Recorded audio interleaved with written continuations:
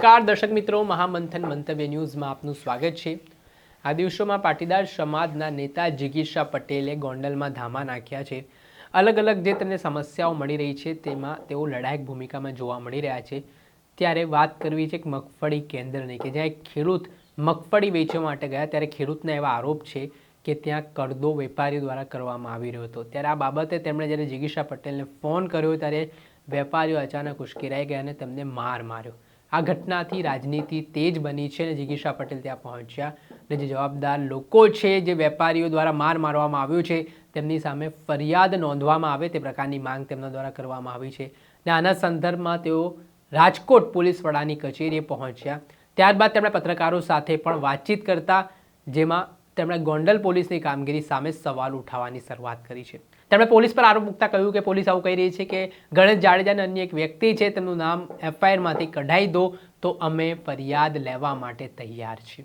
આ પ્રકારનું નિવેદન જિગીશા પટેલ આપી રહ્યા છે, જેને લઈને પોલીસની કામગીરી સામે પણ સવાલ ઉઠવાની શરૂઆત થઈ છે। પહેલા તો સાંભળો આપ નેતા જિગીશા પટેલને।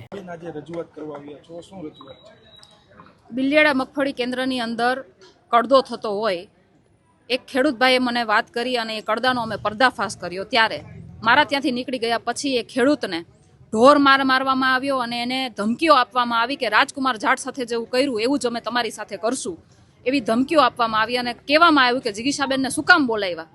એટલે એ દરમિયાન આ ખેડૂતોને માર મારવાના કારણે સિવિલ હોસ્પિટલમાં દાખલ હતા, ત્યાં એની ટ્રીટમેન્ટ પણ ન થઈ, પોલીસ દ્વારા એની ફરિયાદ પણ લેવામાં નથી આવતી અને પોલીસ તંત્ર દ્વારા એવું પણ કહેવામાં આવે છે કે અમુકને નામ નહીં લેવાના તો જ ફરિયાદ લેશું, બાકી નહીં લઈએ। એટલે મારું કહેવાનું એમ છે કે ગરીબ ખેડૂત બિચારો ક્યાં જાય, એની સાથે દરેક જગ્યાએ કડદો થાય અને એ કડદા માટે એ ભ્રષ્ટાચાર માટે એ અવાજ ઉઠાવવા જાય તો સરકારમાં બેસેલા, સહકારી તંત્રમાં બેસેલા લોકો એમને માર મારે, એમને ધમકીઓ આપે, એ ધમકીની એ મારની ફરિયાદ કરવા એ પોલીસ સ્ટેશને જાય તો પોલીસવાળા એમ કહે કે તમારે નામજોગ ફરિયાદ નહીં કરવાની, ગોંડલની અંદર ગણેશનું કે લાલાનું નામ નહીં લેવાનું તો અમે તમારી ફરિયાદ લેશું। તો એ બિચારો ખેડૂત જાય ક્યાં? અમે એટલા માટે એસપી સાહેબને રજૂઆત કરવા માટે આવ્યા છીએ અને મારી એસપી સાહેબને નમ્ર વિનંતી છે કે યોગ્ય તપાસ થવી જોઈએ। આ કાર્યવાહી જે કહેવાય ને કે જે વારદાત બની છે એની યોગ્ય ફરિયાદ લેવાવી જોઈએ, નામજોગ ફરિયાદ લેવાવી જોઈએ। જે ખેડૂત સાથે વારદાત બની છે એ તમામ વારદાતમાં એનામાં ઉલ્લેખ થવો જોઈએ, એમની યોગ્ય તપાસ થવી જોઈએ, યોગ્ય એને ન્યાય મળવો જોઈએ અને ખાસ કરીને જે આરોપી છે એમને પણ યોગ્ય સજા થવી જોઈએ અને પોલીસ તંત્રમાં બેઠેલા લોકો જે આવા લોકોને છાવરે છે એમની ઉપર પણ કાયદેસરની કાર્યવાહી થવી જોઈએ।